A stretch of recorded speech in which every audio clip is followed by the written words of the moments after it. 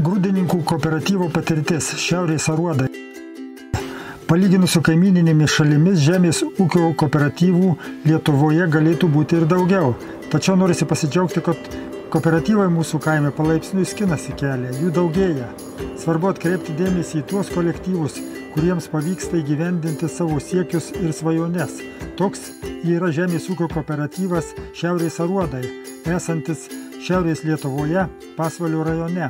Šis regionas nuo seno garsėja derlingomis žemėmis, o darbštūs ir sumanūs ūkininkai sugeba išauginti svarų ir gausų grūdą.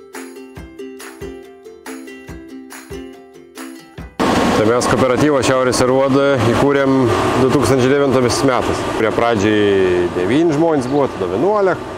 Ir metų po metų daėjome iki 40 narių. Tai va, turim dabar ten ar 10 000 hektarų apjungę. Tai apjungti nieko nereiškia. Bet klausims, kiek nariai per kooperatyvo apyvartus dar. Koks jų derlius yra ir taip toliau? Tai derlius, sakykim, taip, našios žemės mes Pasvaly tikrai tos derlingoms neblogus turim, jau nevarykim Dievo į medį. Bet kas liečia kooperaciją, kiek per kooperatyvo parduotų, kiek kooperatyvus patrauklus, kiek jis padeda, kaip jis padeda nariam. Tai mes to procentą turim ne mažiau 90 visų metų. Tai va, praktiškai vis narių apyvart daras per kooperatyvą. Tai mums leidžia konsoliduoti didesnis kiekis, tai mums leidžia turėti žmonės profesionals kooperatyvių, kurie padeda ir dirba. Mes ūkininkai tik kaip dirbam, vieną langelį principą. Mes paskambinam, reikia trąšų, chemijų, sėklų reikia. Ir viską kooperatyvus organizuoja. Paskambinam antrą numerį, tai vadu numerį yra. Norim parduoti grūdų, tiek ir tiek, tada ir tada. Ir viskas, ir kooperatyvus viską organizuoja. Ir mums ūkininkam beliek tik tas ūkininkauti. Mums vadybos darbas, kur daugiausiai pinigų galima uždirbti arba pradirbti, tai kooperatyvus to visą darbą padaro. Turi pelningai suras klientus, parduoti, taip sakant, ir gauti lėšas. Tai tu pats ūkį neaprieps viską. Nu, gal yra aišku ūkininkų, kurie spėja ir gali padaryti, bet visumoje tai ūkininkai darbuosi paskendi. Tai laukai, tai nuomininkai, tai darbuotojai, o tai mes auginam produkciją. O mūsų sukurts kooperatyvus, mūsų administracijai parduoda tų produkciją. Tai daug patogiau yra dirbti. Daug patogiau. O dabar tavo ir tavo tėvo patirtis, kada iki kooperatyvų, matai tą skirtumą ar ne, taip sakant, tavo darbo? Kada jūs vienišiai dirbot, taip sakant, savo tik. Tai yra daug lengviau dirbti. Ir pelningiau? Tikrai taip. Tikrai taip. Tai kas yra kooperacija, mūsų kooperatyvus, tai yra Pasvalio Šiaurės Aruodai. Tai viena, tai dvi kryptis yra mūsų. Mes kaip dėliojam savo verslo planą, kaip strategiją kooperatyvą dėliojam. Tai mes taip ir dėliojam. Tai viena, tai mes gaunam kainas geras. Tai vienas momentas yra. Antra, tai mes pasistatėm elevatorius. Tai kaip ir investicijai mūsų bendra gaunas. Tai viena grupė tai yra paslaugų iš kooperatyvo. Tai pirk parduok ir konkurencingus geresnis kainas produkcijos gaunamės. Tai vienas bloks yra, antras bloks yra investicinis bloks. O tų ūkininkų dėja visens. Ir mes čia kaip ir galvojam, čia kaip ir pensijinis fondas bus. Kai išpirksim, kai parduosim, būsim sukaupę bendrai kapitalą mes būsim sukaupę. Tai mes iš dviejų pusių gaunam naudą iš tos kooperacijos. Dabar investicija jūsų yra elevatoriai, o kada turit minčių ir perdirbti giliau produkciją, ne tik ją saugoti ir parduoti. Ką galvoja daryti toliau? Tai viskas žingsnis po žingsnį. Iš pradžio atsirado vadybinė dalis kooperatyvų. Tada susitvarkėm, pasistatėm elevatorių savo. Elevatorių baigėm jau išpirkinėti, jau 5 metai eina į pabaigą, jau 6 metai eina į pabaigą. Tai jau baigėm išsimokėti paskolas jau. Ir dabar strateguojam, planuojam statyti fabrikėlį žirnių perdirbimo baltymų. Išgauti žirnį iš pupos baltymo. Tai va, toks plans yra, da viskas taip kabo ore, bet mintis dirbam tą linkmę, kad pastatyta fabrikėlį. Kodėl fabrikėlis? Todėl, kad reikia pridėtinės vertės. Labai patogiai yra pakrovę į sunkvežims, išvežė į Rygą arba į Klaipėdą, išvažiavo viską. Tai geriau čia Lietuvoje perdirbti. Tai mes vieną tai norim ir uždirbti. Ūkininkai, kas yra natūral, bendrai susijungia, bet ir valstybinį požiūrį mes žiūrėkim, valstybinį požiūrį, čia perdirbkim, čia kurkim darbo vietą, čia mokesčius mokėkim, neišvežkim kažkur tai į Švediją, Norvegiją ar Saudo Arabiją to produkciją, tai mes geriau perdirbto produktą išvežti. Tas pats kaip naftą deginti į pečių, taip sakant, o jūs bandelės, taip sakant, taip darysit valdymą. Toks nors yra, pavyks, nepavyks, žinot, verslė taip jau yra. Būn, kad pavyks, būn, kad nepavyks, bet dėsim pastangą.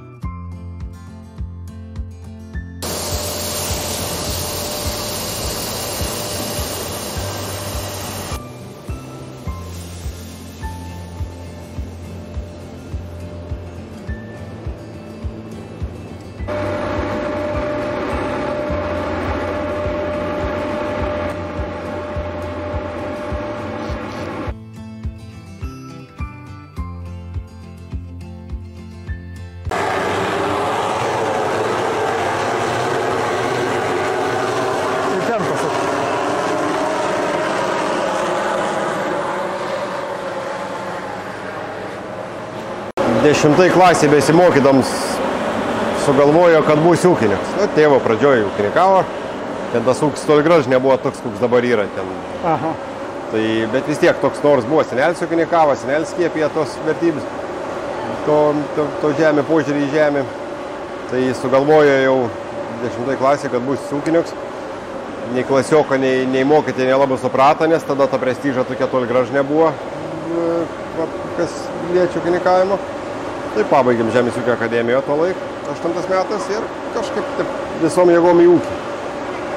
Tai pradėjom ūkininkauti, tada pradėjom 8-9 metais kooperatyvo įkūrėm, tos užuomazgos pradžioj ten ta darbelė buvo. Na va, ir biški po biški. Jau ir vaikai jau augo. Nuo pat pradžių buvo toks, va, tai taip visuomenį sudėstyt, kuris biški čiut aktyvesnis, tai tam darbų ir duot. Tai pradėjom to kooperatyvo kurti, po biški ir užsiėmėm, nu va, man išrinka to pirminio, tai va dabar jau 15 metų eini dabar kaip Šiaurės Aruodo valdybos pirmininkas. O kaip tu galvoji dabar kooperacija Lietuvoje? Ji sunkiai skinasi kelią, kodėl tas yra taip? Vieni, va, jūs dabar stiprūs esat, gražus, pozityvus pavyzdys. Tai kaip dirbti, taip ir sekas. Nu, pavyko mums suburti tų ūkininkų. Pavyko tos mintys suvienyti, pavyko elevatorių pastatyti, jau mes ir turtą turėm, jau kažkas taip. Tai vieną reikia sakyti atvirą, kad ne visiems kooperacija. Tai reikia ir, mes kaip sakam, kooperatyvus tai yra kaip šeima. Namie tu vienu žmoną turi, o čia najus 40 narių, da 39. Ir taip jau kokie didelį sprendimą, mažas tai mažas, bet kur didelį brangų sprendimą, tai mes einam konsensuso principą. Tai diskutuojam, tol kol vis pritarė. Daugiau, mažiau. Nėra, kad 51% taip ir statom ar nestatom kažkur. Ne, šnekam, diskutuojam. Tai galbūt tai va, tas šnekėjimas, tas bendravimas ir duod to pridėtinį vertę, tokio nematomą. Kooperatyvo. Aš asmeniškai tai net prieš kooperatyvo neūkininkavau. Nes parėjau iš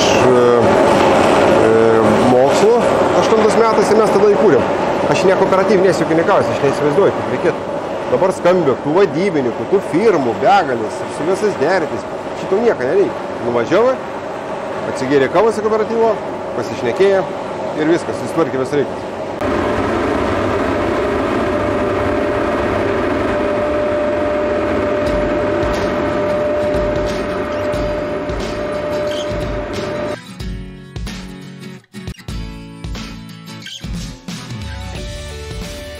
Jūsų kooperatyvo kokia priešistorija buvo ir kaip sekėsi? Nu, kooperatyvas priešistorija gal visai tokia būtų, kad keliem stipresniem ūkiam kilo idėja, kad reiktų galbūt stambėti, didėti ir kažką organizuotis kaip didesniam vienetui, prekybos, pardavimo, taip toliau ir panašiai. Ir jie sugalvoja, kad tam tikslu reikia kurti kooperatyvą. Tai 2009 metais kooperatyvas įsikūrė, ir eilę metų, ten iki pat kokių 16, jie tiesiog pirkimai, pardavimai buvo. Taip sakant, plynų laukų nebuvo nei elevatoriaus, nei... Nieko nebuvo, tik stalas ir kėdė. Ir bendra idėja, taip sakant. Ir bendra idėja, taip, bet ta pirminė idėja, kuriant, idėja buvo tokia, kad laiko einant vis tik kooperatyvas ir ūkininkai norėtų, kad jų auginama produkcija eitų nuo lauko iki stalo. O koks jūsų kooperatyvas? Ar čia pasiteisina ta mintis? Ne, visiškai. Tai bet kooperacija ir yra toks dalykas, kad čia susibūrė ne žemvaldžiai, kaip jūs sakot, 1000 hektarų.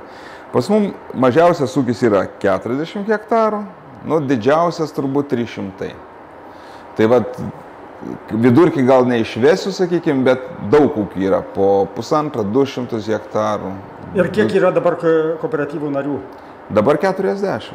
Tai didelė organizacija žmonių, skirtingos nuomonės, patirtis. Šiaip kaip kooperatyvui 40 nėra labai daug, sakyčiau, tokia optimali sudėtis, kai kitose kooperatyvose yra išsiplėtę netgi, pavyzdžiui, ten pirmajam kooperatyvui, Joniškio kooperatyvui, kuris stipriausias skaitos, tai ten narių apie 100 net yra. Tai, bet pas mums 40 ir mes priimam tik tai tokius žmonės, kurie norėtų būti tikrais, sakykime, kooperatyvo nariais, ne dėl kažkokių tai balų tenais. Tu norinčių ateiti į kooperatyvą yra daug, bet visiems reikia, einant į projektus, reikia balų, nes gauna papildomų balų už buvimą kooperatyvo nariu. Tai O idėja kokia jūsų buvo? Vis tiek buvo abejonių, paprastai į kooperatyvą pradeda kalbėti žmonės, kada nėra kur parduoti grūdų. Arba atsiranda bėdos, visi pradeda šnekėti apie kooperatyvus. Kaip tik tai reikalai pagerėja, nutyla, bent kitose ūkio šakose. Jo, nu galbūt, bet pas mums tai tikrai ne taip. Čia idėja buvo, kad tapt stambesnių vienetų, didesniais ir kad galėtumėm, kaip sakyti, iš to komercinę naudą turėti. Ir sakau, pagrindinis tai moto tai nuo lauko iki stalo. Tai tas tolimesnis etapas dar prieš akį. Jau yra planų, yra žingsniai padaryti. Tai kas bus bandelės iš grūdų? Ar? Ne, nebus bandelės, bus tiesiog, sakykime, dar vienas perdirbtas jau produktas augalininkystės, kuris, sakykime, jau bus visiškai netoli iki galutinio produkto, bet turbūt planas nėra galutinis dar produktas, o dar žaliava viena, jau tarpinė žaliava tarp grūdo ir galutinio produkto. Tai pasirodo, kad čia Pasvalio rajonas labai gražiai išbalansuotas, pilna čia vyrų, kurie nuo Kiemėnų iki Pumpėnų čia. Jo, tai aišku susirinkti, 40, tai net tiek ir mažai tai padengia tą rajoną, bet aišku, čia gal, sakykime, biški šaržą išplėsti yra, bet daugiau mažiau čia yra žmonių ir derlingose, ir mažiau derlingose žemėse. Ir iš rajonų, matau, juodeišiai iš Biržų dar yra, taip sakant. Jo, bet jeigu paimti, tai tas mūsų narys va šičia va, ant ribos visai. Tai praktiškai, galim sakyti, pasvalietis peržengęs per griovį į Biržų rajoną. Vairiai, taip sakant. Taip, telpam ir čia jo, darom visuotinius susirinkimus, seminarus čia, tai išsidėliojam, persikraipom čia, tai telpam visi, jau daugiau netilptų, bet tiek kaip tik yra. Tai 40 žmonių čia galima stalpinti su biški koridoriaus užėmimu, bet telpam.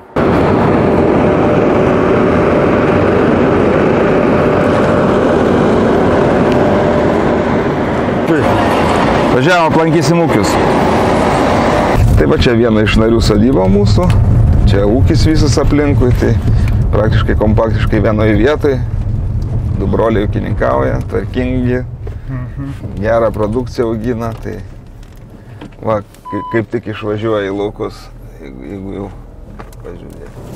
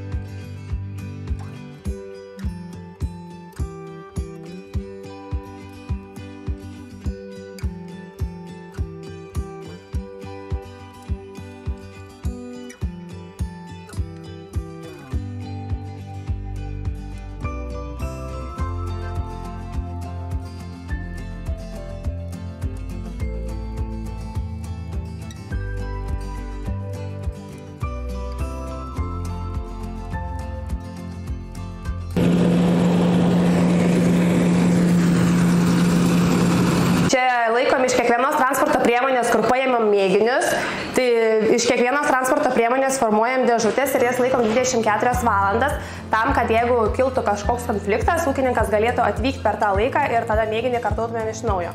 Ir jeigu nesutiktų su klase ar ten su šiukšliam, tarkim, ir per... Jo, su kokybės. Transporto priemonės bedam po 5 kartus mažiausiai, tada visas mėginys subyra į ten esančią maišyklę. Tiesiog mes pasisveriam, susivedam visą ūkininko informaciją, paėmė mėginį, kas atvežė, kokį kiekį atvežė, susivedam viską į programą. Čia kaip tik atvažiavo ant svarstyklių, traktoriukas tuščias, tai mes ant tų pačių svarstyklių sveriam tiek pilną, tiek tuščią, žinoma. Tai viską darom programos pagalba, automatiškai visas persiduoda į sistemą svoris. Nu ir per dieną kiek galit, kokie pajėgumai, kiek priimat čia tonų? Nu, šiais metais, matot, tonos laboratorijai iš tikrųjų nėra skirtumo, labiau skaičiuojam transporto priemonėm, dėl to, kad ar transporto priemonė atveža 25 tonas, ar atveža kaip pavyzdys 5 tonas, mes tyrimą darom vis tiek tokį pat. Tai mes skaičiuojam transporto priemonėm. Tai šiemet daugiausiai buvo 115, man atrodo, kad ar 114 transporto priemonių per vieną dieną. O jeigu taip tonažu, tai kažkur netoli 2000 tonų. Tai šiaip elevatoriaus talpa kokia yra? 20 500. Tai žodžiu, talpa yra gana galinga. Šiais metais elevatorių jau vieną priėmėm. Dabar duodam pasirašyti ūkininkui. Taip.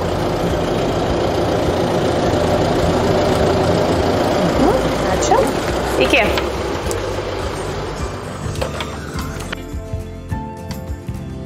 Žemės našumas šiame krašte siekia nuo 40 iki 70 balų, tuo tarpu, kad Dzūkijoje ir Vilnijos krašte tesiekia 30 balų. Šiaurės Lietuvai suteikti gamtos turtai įpareigoja dar racionaliau juos panaudoti ir kelti savo gerovę, pasidžiaugti savo turtais. Turėtume parduoti ne žaliavas grūdus, kurie keliauja į uostamiesčius ir laivais išplukdomi svetur, o iš savo grūdų, vaizdžiai tariant, keptume bandeles ir pyragaičius, didintume savo darbo pridėtinę vertę. Apie tai mąsto kooperatyvų judėjimo šalininkai.